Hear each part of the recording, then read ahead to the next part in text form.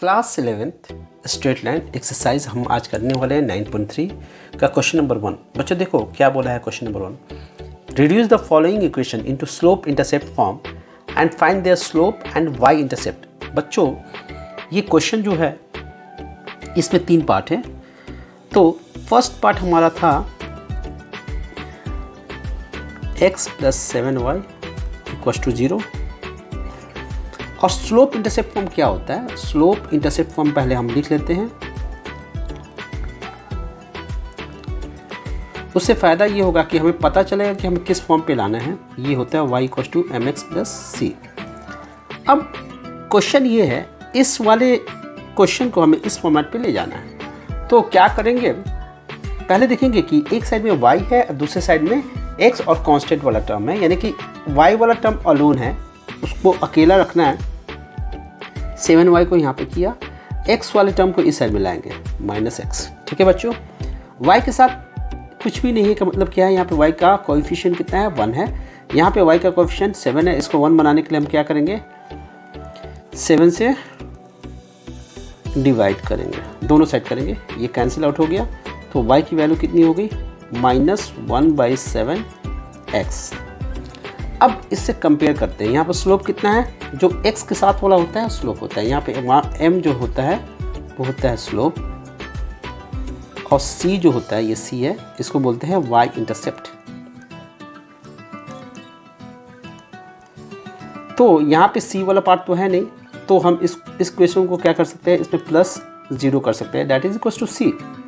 सो m की value हो जाएगी -1/7 और c इक्वल टू हो जाएगा 0। ये हो गया हमारा आंसर। ठीक है बच्चों, नेक्स्ट क्वेश्चन देखते हैं, क्वेश्चन नंबर फर्स्ट का सेकेंड पार्ट। ये क्वेश्चन है 6x + 3y - 5 = 0। इसको भी सेम उसी फॉर्म पे कन्वर्ट करना है, y = mx + c। यहाँ पे ये स्लोप होता है और ये होता है y इंटरसेप्ट।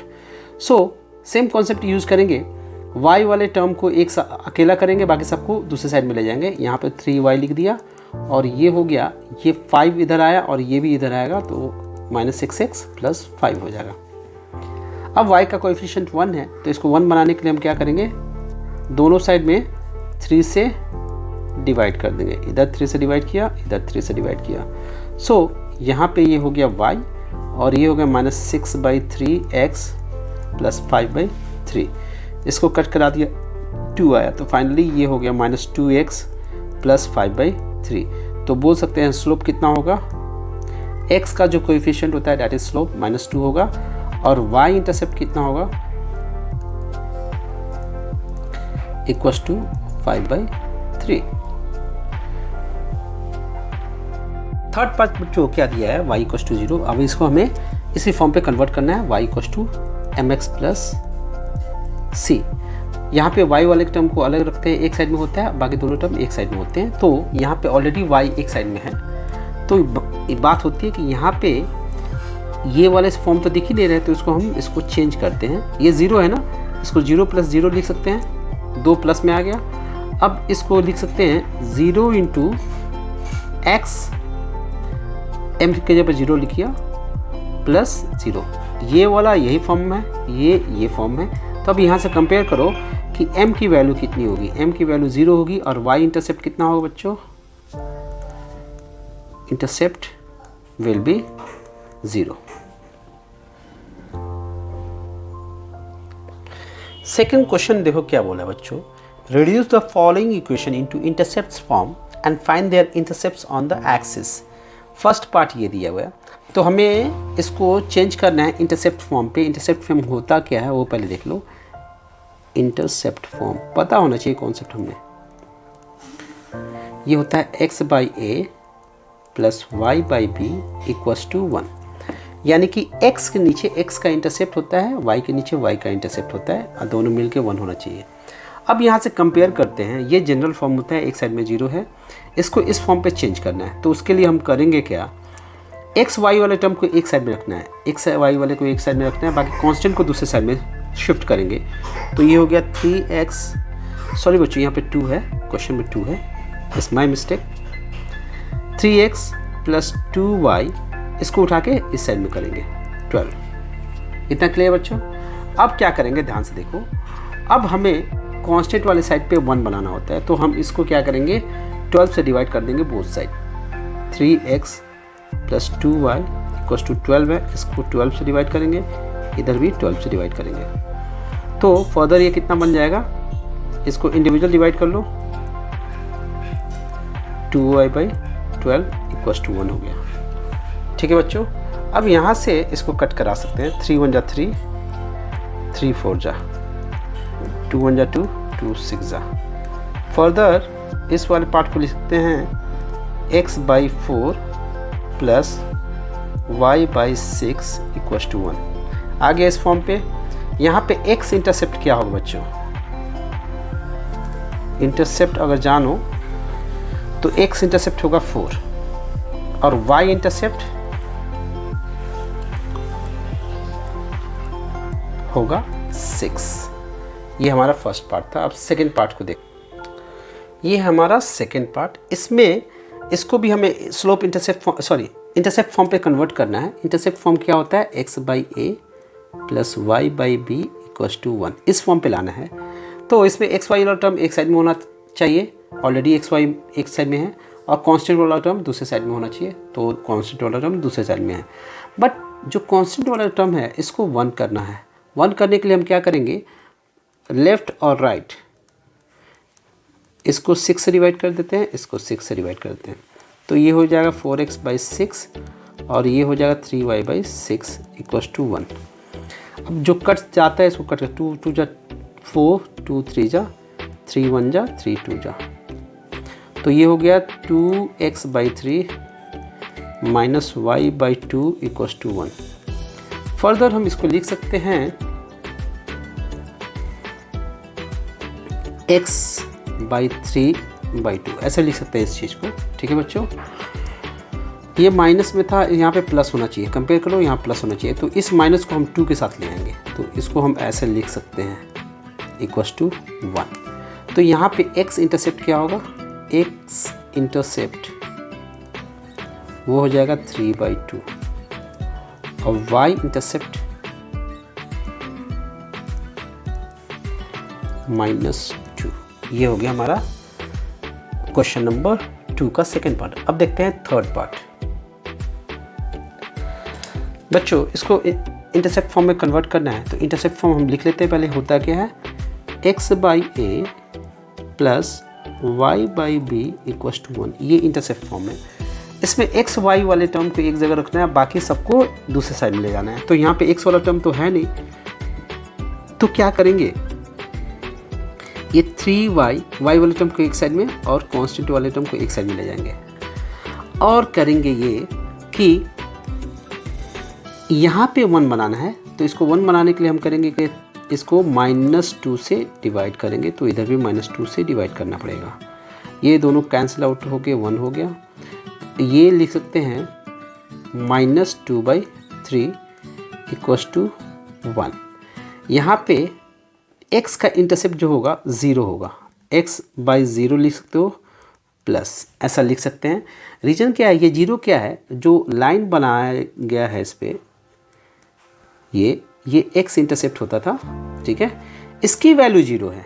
इसमें हमें ये नहीं दिखना है कि something upon 0 is not defined, ये नहीं दिखना है हमें। ये नीचे वाला ये इंडिकेट करता है कि ये लेंथ कितनी है, तो भाई ये लेंथ इंडिकेट कर रहा है कि इसकी वैल्यू 0 है। ठीक है, यहाँ पे यही पता चल रहा है। ठीक है, सो यहाँ पे हम बता सकते हैं इसको देख के, इस इक्वेशन को देख के, कि x इंटरसेप्ट कितना होगा,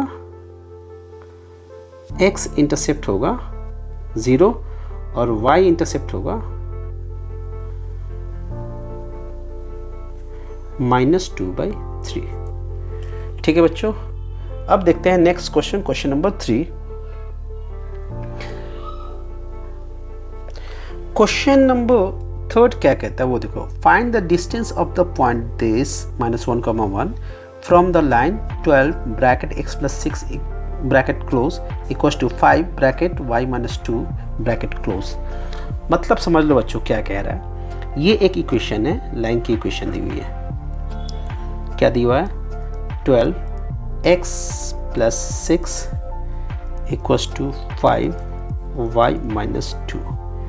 यह लाइन की इक्वेशन है। यहाँ पे एक पॉइंट है -1,1, तो यहाँ से ये डिस्टेंस निकालना है।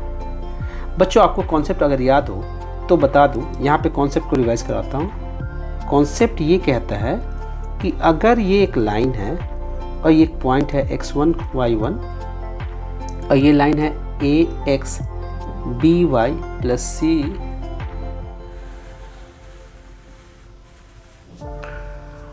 इक्वल 0 जनरल फॉर्म में है, तो ये डिस्टेंस कैसे निकालते हैं? ये डिस्टेंस निकालने का तरीका होता है, इस वाले डिस्टेंस ये वाला पॉइंट को यहाँ पे सेटिस्फाई करते थे ax1 by1 प्लस सी अपॉन अंडर रूट एक्स के कोएफिशिएंट का square y coefficient square, distance है तो इसमें मोड लगा लेंगे। ठीक है बच्चों, ये था हमारा कॉन्सेप्ट। अब यही कॉन्सेप्ट यहाँ पे अप्लाई करेंगे, लेकिन उससे पहले हमें ये जानना होगा कि ये कौन से फॉर्म में लिखा हो इक्वेशन ऑफ लाइन। हमें किस फॉर्म में चाहिए, वो देखो ये चाहिए हमें जनरल फॉर्म में। ऑलवेज ये फॉर्मूला तभी सेटिस्फाई कराते हैं जब ये जनरल फॉर्म में है, बट ये जनरल फॉर्म में है नहीं, तो इसको हम कन्वर्ट करेंगे, जनरल फॉर्म में लाएंगे। 12x plus 6 equals to 5 y minus 12x 12 6 72, this one is 5y minus 10। अब सबको एक साइड मिलाते हैं, ये हो गया 12x माइनस 5y प्लस 82 हो जाएगा 72, अब प्लस का 10 हो जाएगा 82। सो ये हो गया हमारा लाइन की इक्वेशन, इस वाली लाइन की इक्वेशन। अब डिस्टेंस इसको मान लेते हैं P, इस पॉइंट को मान लेते हैं A। डिस्टेंस AP ये कितना होगा? इस वाले पॉइंट को हम इसमें पुट करेंगे, 12 into -1 minus 5 into 1 plus 82 upon under root 12 का स्क्वायर माइनस 5 का स्क्वायर, मॉड डाल देंगे इसमें। अब ये होगा -12 माइनस 5 प्लस 82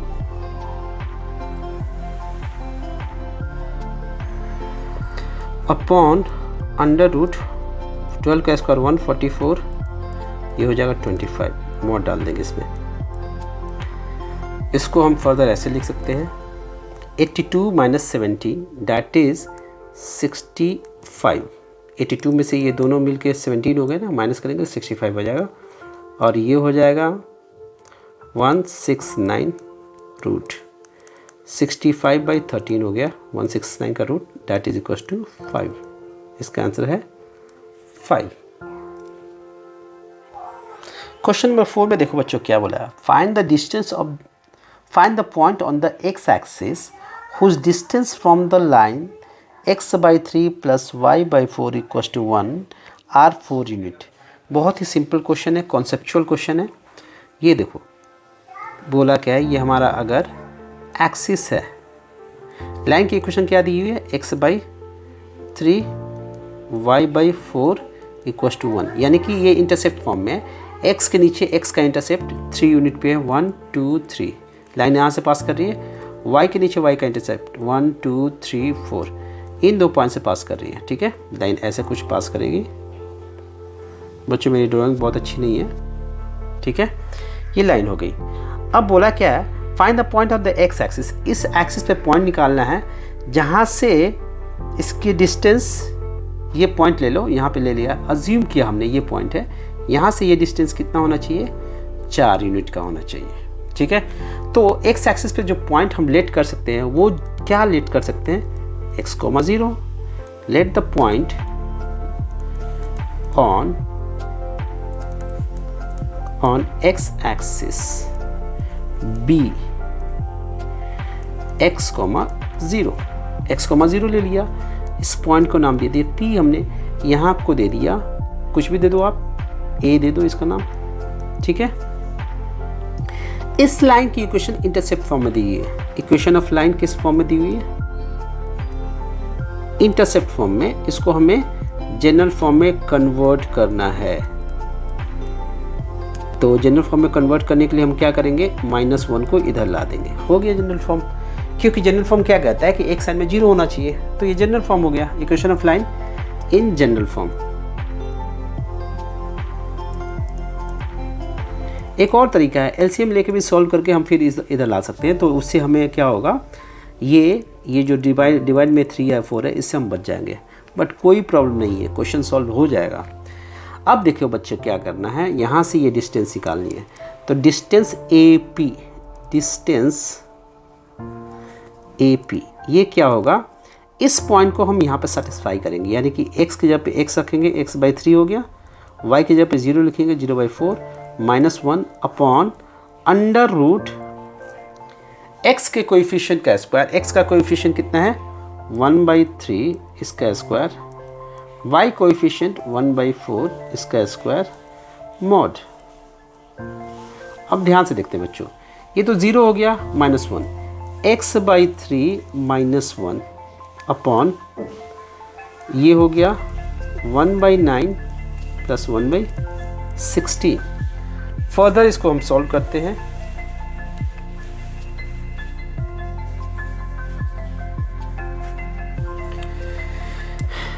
ये हो गया हमारा, इसमें मॉड है,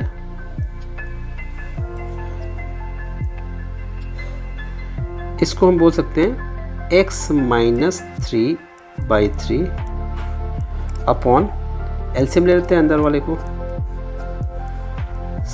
9 × 16, इस 16 को यहाँ पे ले जाएंगे, इस 9 को यहाँ पे ले जाएंगे, अब मॉडुलस लगा देंगे इसमें। फर्दर ये हो जाएगा x-3/3, ये हो गया 25, 16 × 9 मॉड है इसमें, x-3/3 ये हो गया 5, ये हो गया 4 × 3, 3 से 3 कैंसिल आउट हो गया, ये 4 ऊपर जाएगा, तो ये हो गया 4x-3/5 मॉड में है। ये जो वैल्यू है ना, डिस्टेंस ऑफ AP दिया हुआ है 4, तो इसको हम 4 लिख सकते हैं, इक्वल 4x-3/5 का मॉड। इस 4 से इस 4 को कट करा लो, यहाँ पे 1 आ जाएगा, इस 5 को यहाँ पे क्रॉस भी करा लेते हैं, तो ये हो जाएगा 5 इक्वल x-3 का मॉड। ठीक है बच्चों, अब मॉड का साइन हटेगा तो यहाँ पे प्लस माइनस साइन आता है, मॉड का साइन हटाते हैं और प्लस माइनस साइन डालते हैं,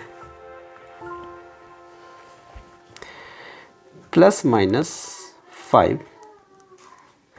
इक्वल हो जाएगा x-3। अब हम एक बार x = 3 लेंगे, सॉरी प्लस की वैल्यू लेंगे x-3, इसको सॉल्व किया तो ये हो जाएगा 5 + 3 = x, इट इम्प्लाइज x = हो गया 8। पहला आंसर ये है। दूसरा +5 तो ले लिया, अब -5 लेते हैं, -5 = x-3, इसको इधर लाया, -5 + 3 = x, यानी कि x = हो जाएगा -2। एक आंसर ये हुआ। तो x की 2 वैल्यू आएगी, वो क्या क्या होगा, एक होगा 8, एक होगा -2। That is the answer.